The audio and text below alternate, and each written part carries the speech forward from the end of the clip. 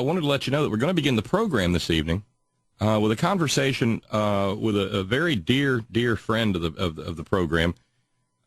We heard from my buddy John Wathen, the Hurricane Creek keeper, back when he was one of the first to document if not the first, to document the manifest environmental and ecological and human rights disaster of the coal ash bergs floating down the river in East Tennessee.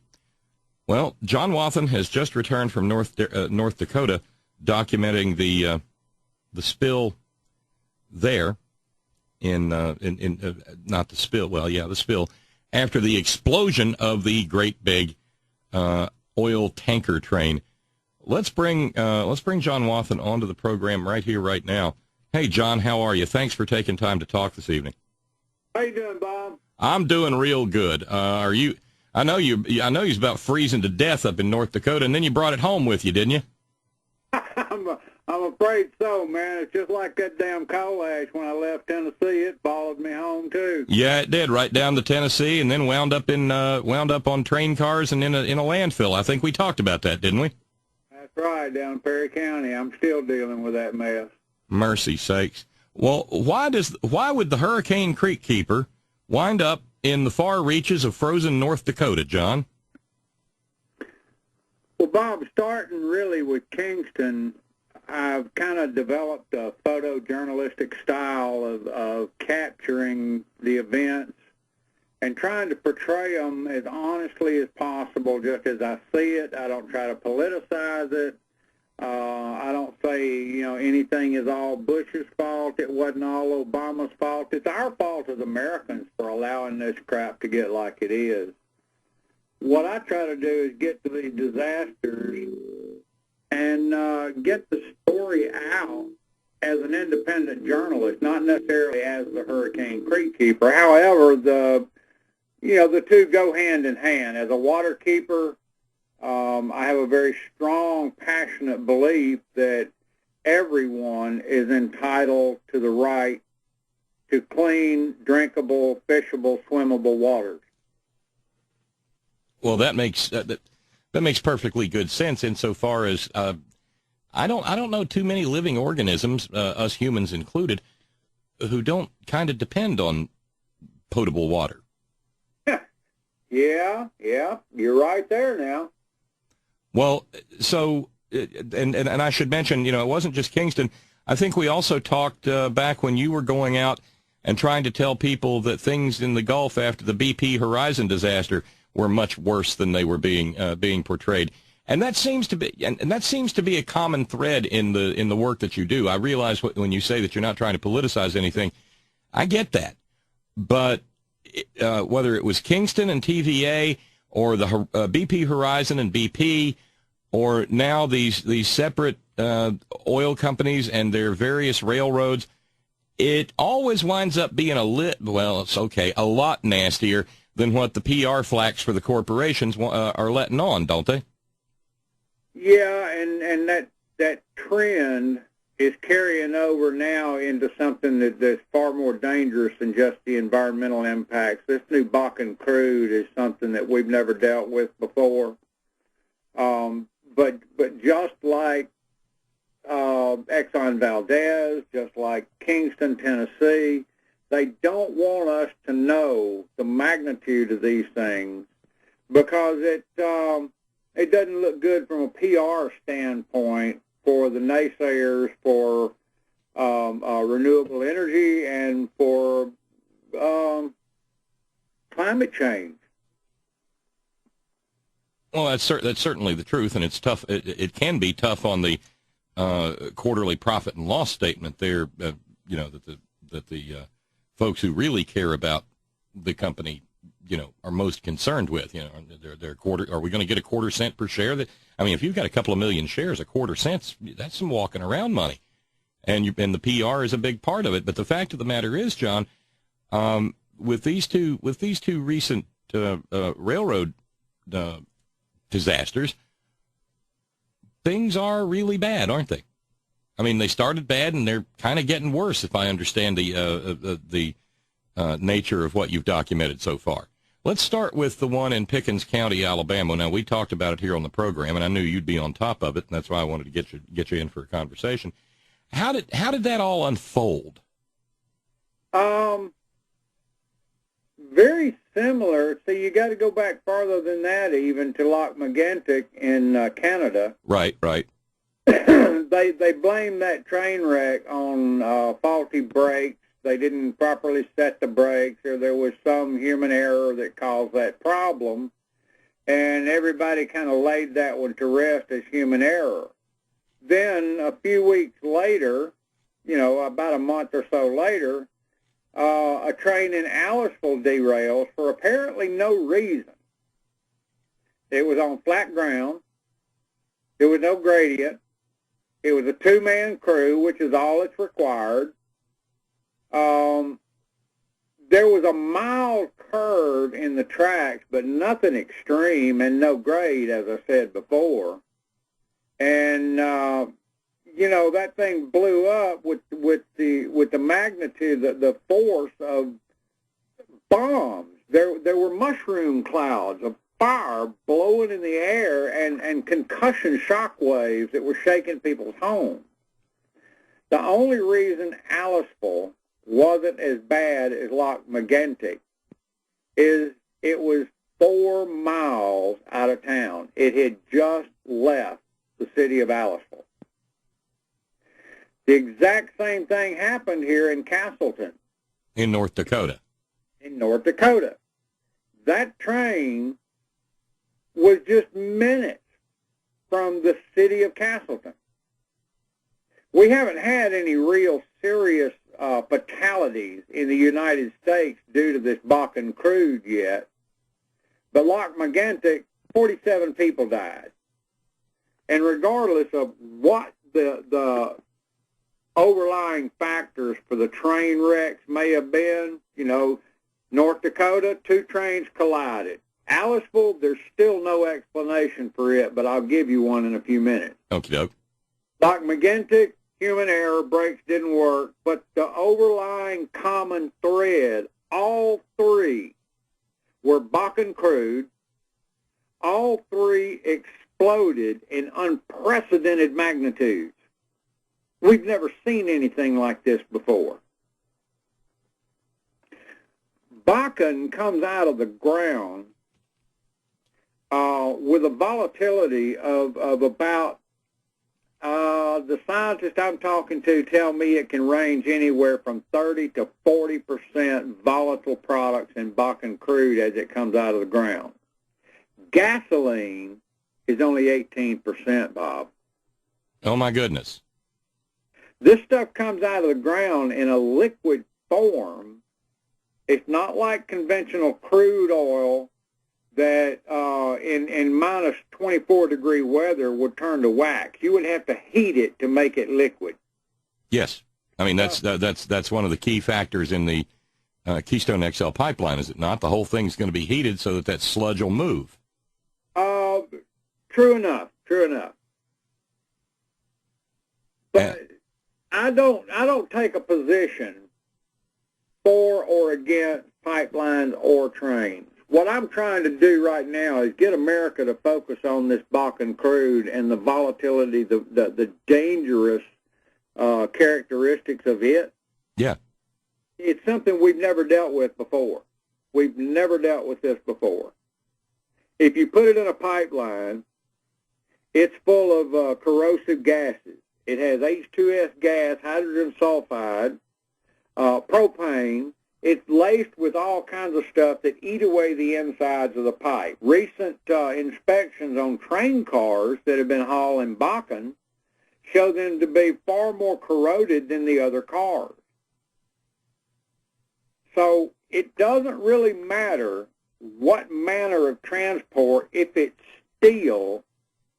These new, what I'm calling exotic extraction oils, the bitumen, the tar sands, and especially this Bakken. Yeah, extreme hydrocarbons. They're not designed, these pipes and train cars are not designed to handle these new exotic extraction fuels.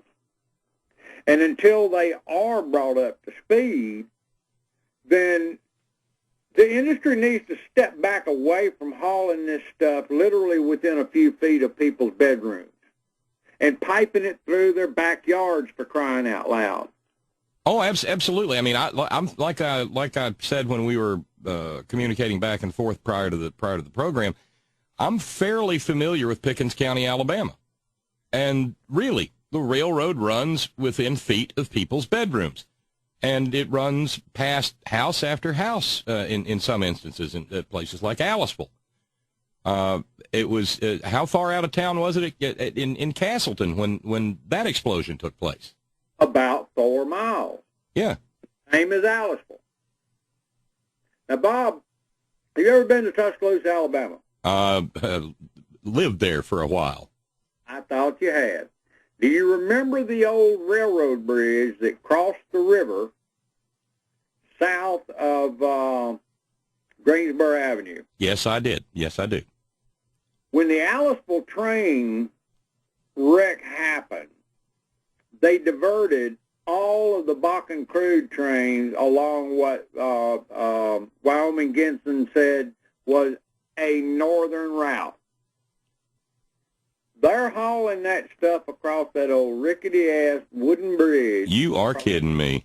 River, where people sit on their front porches, Bob, and literally look up at the trains as it passes by them. That old wooden trestle is one of the oldest that's left in the state.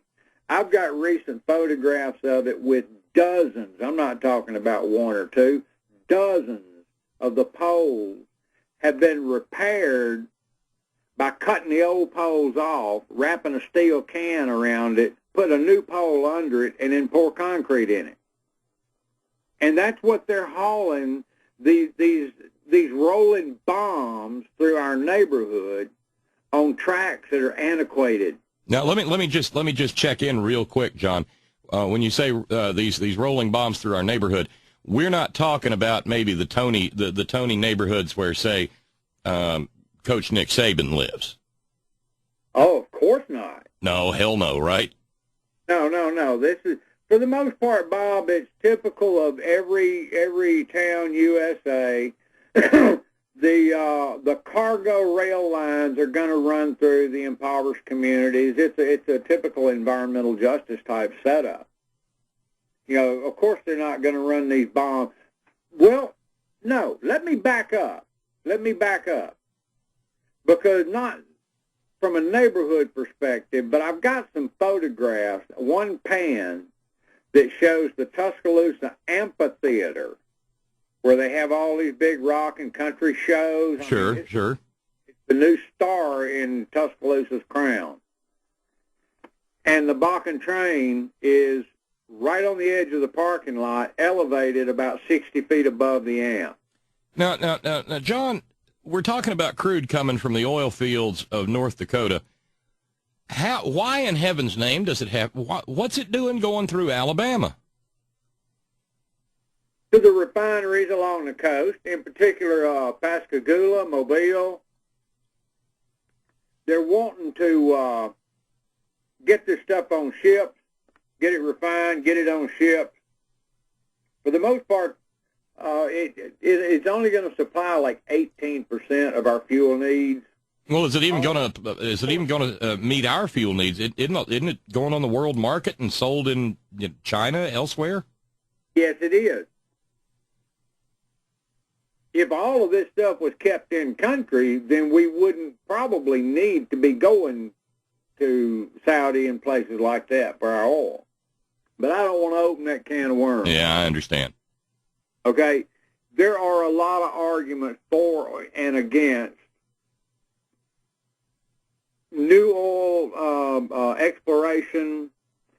My position in this thing today is, from a safety perspective, we've got to upgrade the infrastructure to haul it, or we have to cease hauling it until we know what the hell we're dealing with. Are you presenting that argument to any of the elected folks down there, or is that just a fool's errand, John? Trying to present anything to to the folks here in Alabama politics is a fool's errand. What about the Alabama? I think I know the answer before I ask it, but I got to ask it. What about the Alabama Department of Environmental Protection? If you'll look at those photos that I sent you earlier, and I did. Train wreck 2 months afterward, that is an example of what we're getting from the Alabama Department of Environmental Maniacs. They claim that their ongoing cleanup has been successful so far. That's the same boom. Now, I didn't want to bother you with a whole bunch of photographs, but that's the same boom that I shot last week in the same deplorable condition. And there's literally Crude standing on top of the ground where, just like they did in North Dakota, they rebuilt the rail tracks before the oil was extracted, putting new dirt down on top of the oil. It's going to weep out of it just like it's doing in Aliceville. They ain't seen nothing yet. Wait till it thaws up there in Castleton. It'll run all over. Everywhere. Oh, my heavenly days. You know, it's interesting that you talk about the responsibility issues dealing with these substances, with which I guess folks are so... enamored over the money from it that they're just sort of, well, you know, let's make the mistakes first and then work back. That feels a lot like what we're dealing with in terms of mountaintop removal. You know, let's go ahead and blast the mountains, and then, oh, look, 10 years later, you got extraordinary numbers of people dropping dead from cancer, heart disease, birth defects. You've got depression running rampant through communities. But what the hell? There's a buck being made, right? Bob, this is the same scenario in every field of extraction technology. It's not coal mining, it's not oil, it's not gas, it's not shale oils, it's not tar sand, it's extraction technology.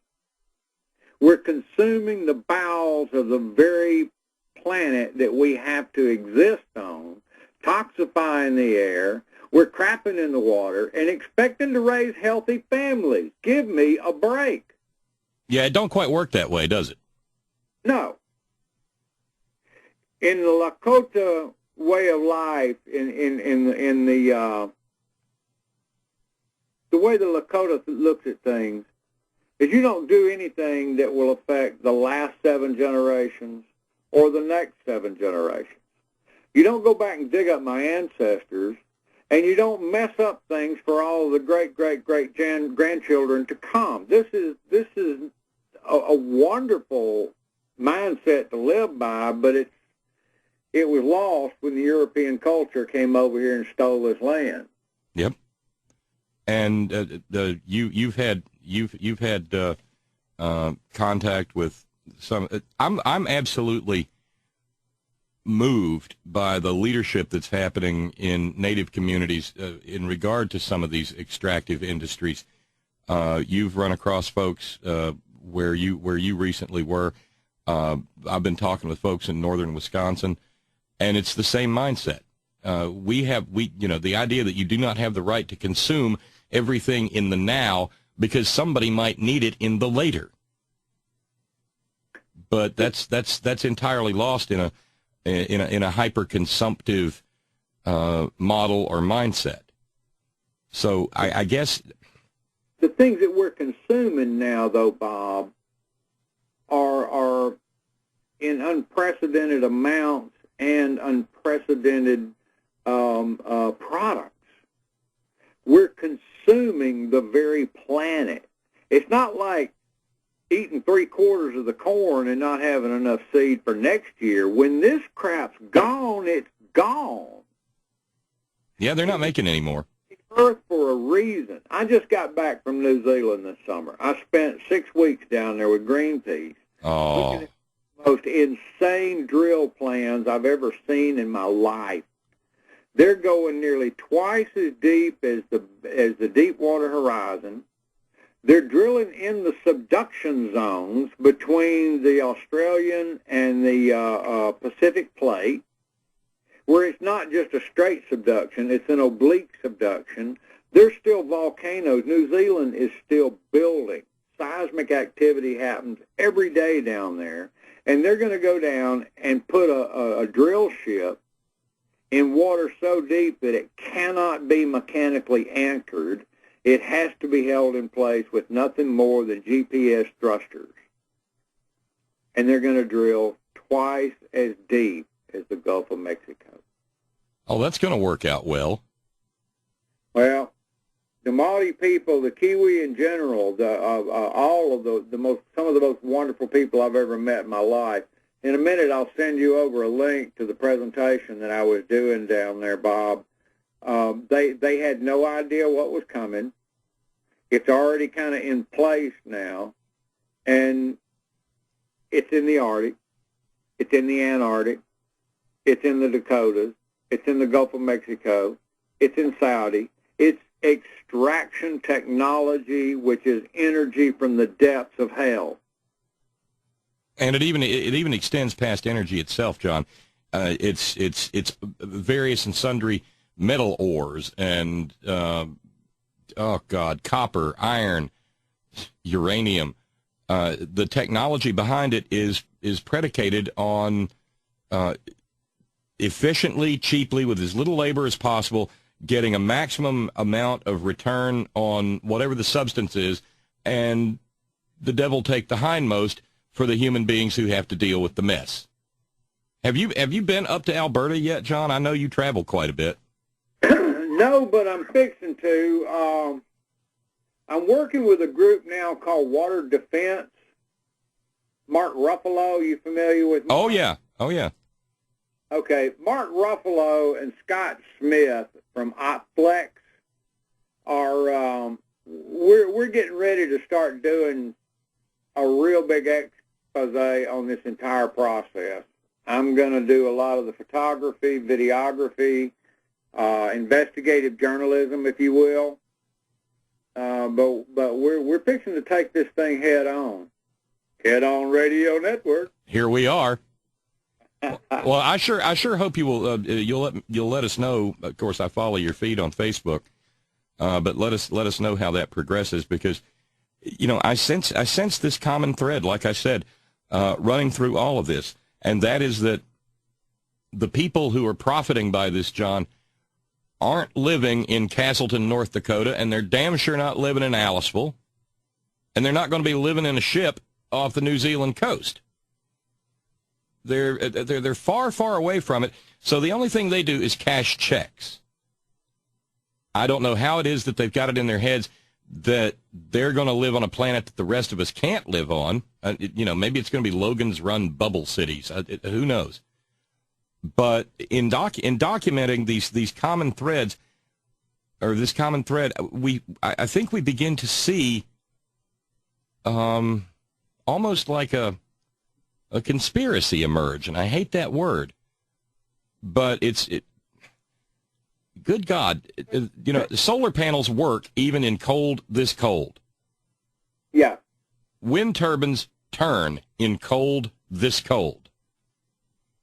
But what's good? I mean, did you read the article a couple of months ago in Rolling Stone? We talked about it a lot here. Goodbye, Miami. The 100 years from now, most of Florida is going to be underwater. Yeah. That means Biloxi will be underwater, New Orleans will be underwater, Corpus Christi and Galveston and Pascagoula, all these places where these refineries are, will be underwater. Now, are we? I guess the question I'm asking is, these folks involved in these extractive technologies, the extractive industries, have they just given up entirely and gone for an eat, drink, and be merry, for tomorrow we die attitude? Is that it? Or do they, like Senator Inhofe, whose clip I was sharing right before you came on the air, do they just, I mean, are they living in a fantasy world? What is it, John? I mean, you see a lot more of this even than I do. I think as long as there is profit in the product, then they will continue this wordsmithing and mongering that our American media tends to really go for. When the product begins to deplete to a point where there's no more money for exploration. Right now, what I'm seeing is that the investors don't want to see a lot more exploration. They want to see product. There's been enough exploration. They want to see product. If that starts to decline and the product begins to lose its value, then these business moguls that are actually driving this train, pardon the pun, will shift and begin R&D in the more renewable energy, because that's where the profit at that time will start coming from. It's just like in the computer age, Bob. When I was a kid, my brother ran the first computer that Liberty National Insurance ever set up. It took 2 floors in downtown Birmingham. It had to be refrigerated to below 45 degrees in order to operate. It took a whole staff of key punch operators that fed cardboard punched cards into this thing, and it did mechanical computation, mathematical work. You can do more on your telephone today than they could do on that entire 2 floors of what was then called the new era computer. So if we apply that same mindset to renewable energy, the technology is already there. The wind turbines that everybody complains about killing eagles, okay, I don't want to see that either. I don't want to see a buzzard killed unnecessarily. But there is new technology available where some of these devices no longer contain the huge blades that spin. I don't understand the technology, but it's all out there at a click of Google. There's new solar technology that doesn't involve so much concentrated radiated heat that's drawing these birds down. If we allow technology in the research and development of these energies to expand the way we did in the computer era in the Silicon Valley, man, we could have an economic boom in this country that would equal nothing we've been through yet. But as long as the extraction technologists, coal, gas, you know where I'm going. Oh, yeah. As long as these people are paying the political tab for Washington politicians, we'll never see change, because it's not profitable at this point yet to make the shift for the extraction technology that owns us today. Well, I think your analysis is spot on, John. Let me ask you a question regarding the physical nature of the explosions in both Aliceville and Castleton. Did you get any sense in either place? Which way does the prevailing wind blow? Say again? Which way does the prevailing wind blow in Castleton and Aliceville? Toward or away from town? Well, in Castleton, the wind shifted right after the explosion, and it doubled back on the town. And they issued what's called a code red alert, which is a strong suggestion to evacuate the town, because the cloud was doubling back on the city, and because of this vortex that we just experienced, there was a lull in the air to where it was holding it right over the city. That was extremely dangerous, because also, here we go back into the nature and character of the Bakken Crude. While this code red was in effect, H2S gas, hydrogen sulfide, was at extreme levels, even way above what the EPA would consider a major threat, potentially lethal. But also was benzene and toluene in the air. Good God. Now that didn't just blow away. It does settle to the earth, doesn't it, John? Eventually, yeah, all over the place. Yeah. See, the reason I asked those questions about Castleton and Aliceville too, is because of something that we've learned about here, from the detonation of 5.5 million pounds of high explosives per day in West Virginia, Eastern Kentucky, Southwest Virginia, and Eastern Tennessee. And that is that when these ammonium nitrate and fuel oil explosives are set off, there are these things called ultrafine particles that are created, smaller than 1/100th the diameter of a human hair. And it turns out this stuff is the stuff that really kills you real good when it gets in your body. And they're all over the place near mountaintop removal sites. And it turns out anywhere that you burn up combustible hydrocarbons, you wind up with them. So I'm just sitting here thinking about a cloud of ultrafines, a cloud of polycyclic aromatic hydrocarbons just loitering over Castleton, North Dakota. And that's just, we can call it what we want to, John. It's a great big cloud of cancer. It's a great big cloud of heart disease. It's a great big cloud of birth defects. It's a great big cloud of death. All right, well, now take this, Bob. Right after the fires went out, and those PAHs were probably still in the air, it came a light snow.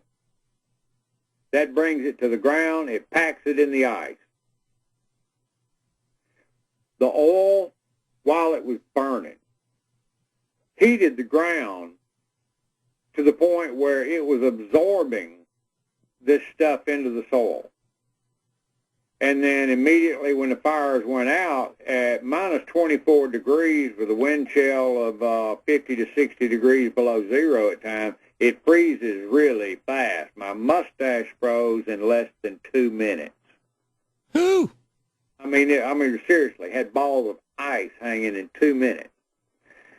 So the railroad claims that they excavated the soil and hauled it off. None of my photographs show any such excavation tools out there. Dump trucks, front-end loaders, none of that was on site. And wouldn't you expect to see the earth disturbed itself? Yeah, and it wasn't. What we saw was burned off stubs of grass sticking up out of the snow and black balls of stuff sticking out of the snow that, because of security, we couldn't get close enough to really get in there and get a sample of it. But I'm understanding now that we have acquired or will be acquiring some soil samples very soon. Here's something that's really interesting, Bob. Talk about the links between these wrecks. In Aliceville, we went in with the purpose of taking some oil absorption boom. It's a new product that's out called Opflex. It's an oil removal system, actually. It's not like the old boom where you lay it in the water and when it gets all black, you throw it in the landfill. This stuff can be wrung out, put back in the water, and reused. BP actually bought it during the BP crisis and used it as much as 25 times per application before they discarded it. We took it to Aliceville, and we're going to offer to demonstrate it free of charge. And we were told by a security goon over there that if we went down that road, we would be arrested by the FBI and the FRA, which I didn't even know there was an FRA. It's the Federal Rail Administration. But they threatened us with federal arrest for coming to try and bring this stuff and demonstrate it. When we went to North Dakota, they had roadblocks set up to where we couldn't get very close, and I'll be damned if it wasn't the same cop. You're kidding. No, sir. So that it must have been somebody from the railroad or the oil company. The railroad has their own security companies that go around to these things, and their specialty is to seal the area off and shut the story down. they put in a no-fly zone over Castleton, just like they did, they tried to do at BP. They did, and, it's just typical. Yeah. They put in a no-fly zone because of the smoke column in Castleton, but when we were there, the smoke was gone, but the no-fly was still in place. Yeah. They didn't want... It's almost like they knew we were coming, and they did everything they could to stop us. If you go up on my Facebook page, John Wathen on Facebook, you go up there and look, my little Facebook ID badge over there is a picture of me standing out there in the middle of all that snow with a 400-millimeter lens that even from a quarter of a mile away, we took enough photographs that you can see what these guys are wearing. If the story's there and it's available, if there's any way I can go and get it, I'm going to. Well, given what you've talked about regarding the volatility of this Bakken crude, and given the 3-train derailment and massive explosions that have happened thus far, do you expect more, John? Unless there's some serious changes, Bob, yes, I do. I think that we've only begun to see a wave of this. This particular product, and I keep going back to the Bakken crude because all the research that I'm doing, even the tar sands, the bitumen, I forget there's so many new ones coming out. But in minus 22-degree weather, they would go to a gel. There's all kind of information out there about leaks in pipelines, leaks in trains when there have been collisions that, quote, spilled tar sands oil, but no explosions like this Bakken. This was negative 24 degree without the wind chill, negative 24 degrees, and this stuff blew up as if it were the 4th of July and it was 100-degree weather. In that weather, crude oil should be something you could just about have to dig out of the car with a spoon. It's more stable. Louisiana sweet crude, I think at about 100, there may be some scientists jump on this, somewhere around 100 degrees, Louisiana sweet crude begins to go back to a wax. You have to dig it out. Bakken crude is still liquid, still volatile, still 30 to 40% volatility, and gasoline is only 18%. Well, I just got a note from one of our listeners, Fritz in Arkansas, and he said it sounds like no-fly zones are for hire by the oil companies, and he also mentioned Mayflower, Arkansas, which is another case of this stuff busting loose. That's right. And Mayflower, I hadn't fully populated it yet. I'm working on a new blog site called the Bakken Debate, and it's not going to deal with, pros and cons of either transport. It's about what this stuff does to all means of transport and how dangerous it is anywhere. What happened in Mayflower, if I'm not mistaken, that was Canadian tar sand. Yeah. If that had been Bakken, and somebody went through there and flipped a cigarette, if a car backfired, a spark, this stuff, as it's agitated, it becomes more unstable, it pressurizes, and if it goes through an extreme heat change, it becomes really, really unstable. And even the industry watchdogs are saying that inside the cars, this Bakken crude is boiling. They see it bubbling. Oh, my God. So Well, I mean, I saw your photos, and I saw that. I mean, the rail cars, the tanker cars, these are substantial vehicles, and they look like they'd been thrown around by a child. You know, they look like toys that have been thrown around by a child, John. Well, they have pretty much. I mean, when this stuff starts going off, I'm I'm no scientist, but I'm learning. I've always called it just an explosion, and I had a firefighter recently correct me. He said it's a boiling liquid expanding vapor explosion. One car starts on fire. The heat from it causes a boiling in the next car. It explodes with that bleave effect, and if you look at some of those tank cars in the Aliceville train wreck that I posted on my Facebook and all, you see where it looks like the car bulged outward and just split wide open.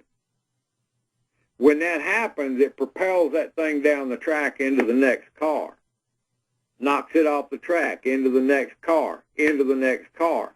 Boom, boom, boom. These things were going off like 4th of July fireworks in North Dakota in minus 24-degree weather. It's unheard of. It's unprecedented. It's never happened. And if I understand correctly, the fires in both places were so hot that firefighters had to give up. They had to just say, well, we're going to let it burn out. All three places. Yeah, true. Like Megantic, too. You got, let's go back to Canada. Loch Megantic was the first one. It burned for 4 days. Aliceville burned for 4 days. North Dakota burned for, I think, 3 days, but you got to remember that was some extreme cold temperature, and they had a snow. They're so typical. They are so comparative. And when you look at the train cars, the photographs in North Dakota that I took, and compare those to the bleave openings on the other train cars in Aliceville, this is the same type animal. So when these things go across that rickety-ass trestle over the Black Warrior River in Tuscaloosa, there's every possibility they are boiling as they're rolling.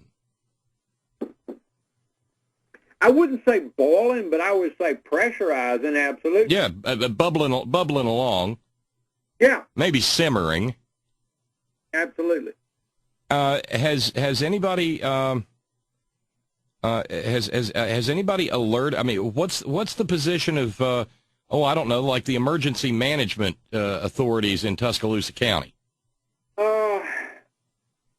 I've had no communication with them yet. I have spoken with a good friend of mine who is a firefighter, and he's the one that brought up the term bleave to me. He said it may be splitting hair, but you're saying blowing up like bombs. Actually, what's happening is, and he explained. I would like very much to be able to not only myself, but maybe get Scott Smith or some of the other scientists that are involved in what we're doing to sit down with some of our firefighter leaders, some of our EMA managers, because I think they don't understand what this 1267 placard on the tank cars could mean.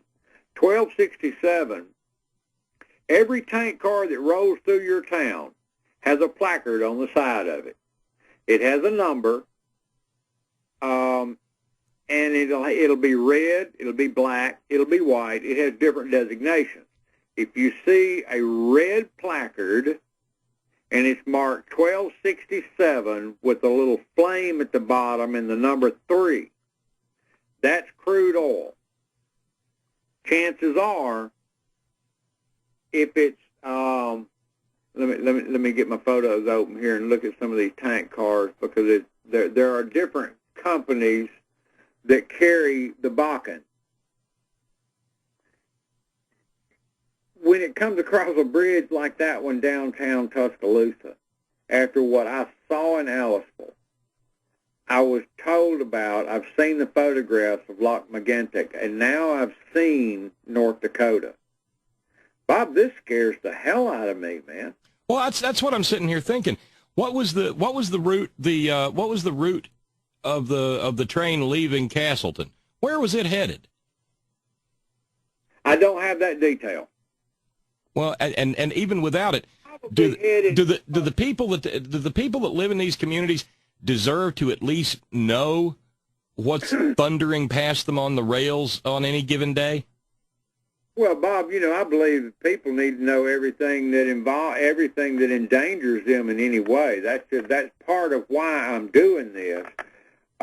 Working with Mark Ruffalo and Scott Smith, they've able to tap into some resources that we're going to be able to go and look at where this stuff actually comes out of the ground, where these accidents have been, and put some real first-hand knowledge and science to the cause and effect, if you will, of Bakken Crude.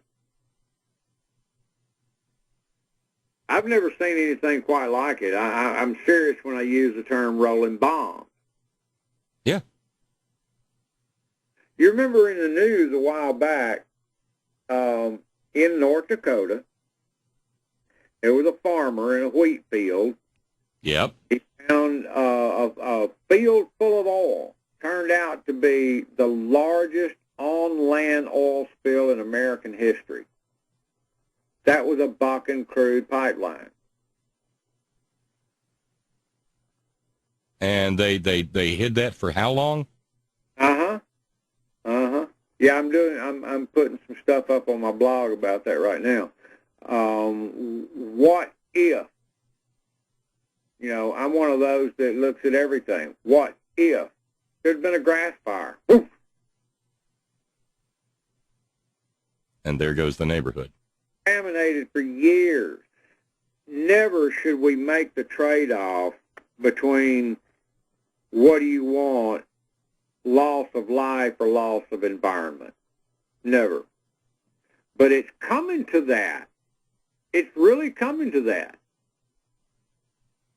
In this particular product, if it comes out of the ground out in the middle of nowhere, then there's really no loss of life. So those that are pro-pipeline say, yeehaw, this is wonderful, this is great.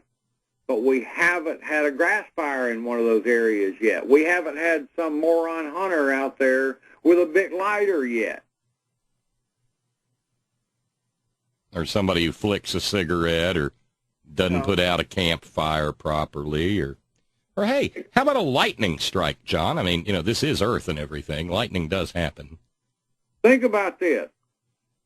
Everybody can relate to the stupidity of pouring gasoline on the ground, sure, waiting about 30 seconds, and then lighting it. Whoosh, you get this big ball of fire that spreads out maybe 20 feet. That's 18% volatility. Bakken Crude is between 30 to 40% volatility. We haven't had an incident yet. So to say pipelines are safer than tank cars? And that's the argument being made. Well, that's the statistic today would support that.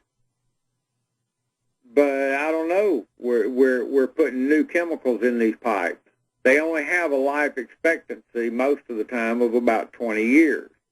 If you put something like hydrogen sulfide in concentrated form, like it comes out in this Bakken, and the other gases as well, then you accelerate that lifespan to what? Only 75%, maybe 50%? How far do you reduce the lifespan of the steel that carries something that is known to corrode like hydrogen sulfide? And I'll give you an example of this. Hydrogen sulfide is common with sewer overflows and lift stations. Yeah. We had one in Tuscaloosa that was so bad for so long, the hydrogen sulfide gas accumulating on a galvanized chain link fence rotted the fence into a pile of rust on the ground. You could walk through the hole. I'm not kidding. I've got pictures of Senator Arthur Davis walking through the hole in a chain-link fence that was rotted by H2S gas. And you want to put that in a pipeline with something that is volatile and known to be more volatile than gasoline. You know, I know you know. The thing that scares me out of all of this is you use that all-important word, yet, John. And as much as you don't want to admit it, and I know you don't, something awful will happen. But I look at the history here in Appalachia, and I think back to 1972 when a little itsy bitsy sludge dam that only had a few million gallons of toxic waste in it broke loose. And any sane society would have said back then, no, this is not going to happen anymore. We will not do this. We will not subject innocent people living near this to just being swept at. No. What did we do? And this isn't an Appalachia thing. This is an America thing, John. We started telling the coal companies that they were building their earthen dams too small. So now, instead of earthen dams holding back a few millions of gallons of toxic waste, we've got them that hold back 10 billion. And what? A town blows up? I think back, and I know, your stomping grounds are Tuscaloosa, and the whole country just sat here in horror when we saw what a tornado did a couple of years back. And I actually got to see it up close and personal a year later, and it was still, you could still see places that were devastated. What happens when it's one of those damn trains? And the oil companies will say, act to God. And, well, that was just, because all of these things are being played off as non-events, aren't they, John? Pretty much. And so the next one, and the next one, and the next one, and the next one, until some little town gets incinerated somewhere. And just like so many other issues, school shootings, things like that. Well, these things just happen.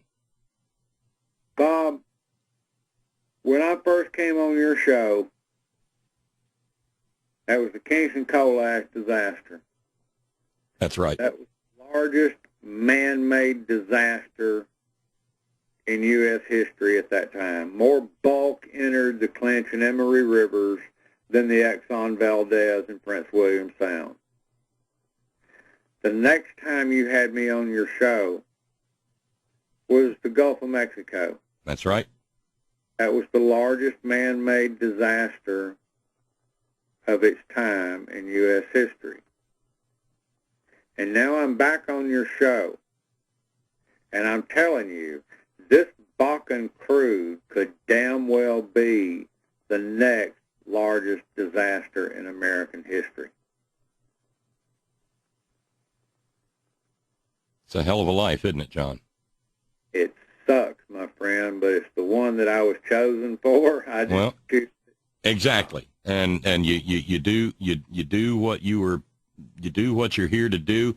But the thing that just kind of amazes me is that you've got a whole bunch of people in this country who are absolutely going water-bowled over the fear that, some Al-Qaeda operative is going to reduce their local Walmart to a heap of smoke and rubble, while you've got corporations in this country who run a much greater likelihood of doing that, but nobody's turning out Homeland Security against them.